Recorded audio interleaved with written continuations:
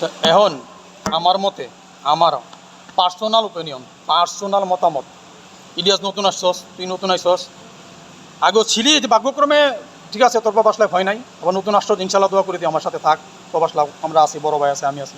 কিন্তু আমার ব্যক্তিগতভাবে 14-15 বছর বিদেশের লাইফে আমি দ্বিতীয়বার বিদেশ করতেছি, আবারও সেকেন্ড রাউন্ড, আবারও মালয়েশিয়াতে আছি আমি।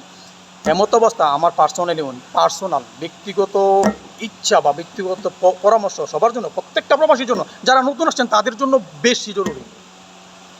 নিজের জন্য প্রতি মাসে 5,000, 10,000, 7,000 যা পারেন নিজের জন্য প্রতি মাসে একটা অ্যামাউন্ট রাখবেন। যদি 10,000 পারেন আপনার জন্য বেটার। মাসে 1,20,000, 5 বছর বিদেশ করবেন, 5 লাখ 6 লাখ টাকা আপনার। কোন ফ্যামিলি জানলো না, কেউ জানলো না, এটা নতুন ভাইদের জন্য, যারা নতুন আসছো তোমাদের জন্য। আমার নিজের ব্যক্তিগত পরামর্শ মানলে তোমাদের ভাই 15 বছর বিদেশ কইরা দুইটা গোল্লা পাইছি। সো অতএব আপনাদের উদ্দেশ্যে যারা পুরানো আছেন আমার মতো ভুক্তভোগী, তাদেরকেও বলতেছি ভাই যা করবেন ফ্যামিলির খরচটা দিয়া ব্যালেন্স রাখবেন, ফ্যামিলি যাতে ব্যালেন্সে চলে। 10 দিন, 15 দিন, 20 দিন, আপনি 50 পান, 30 আপনাদের রাখেন, 20,000 সংসারে দেন।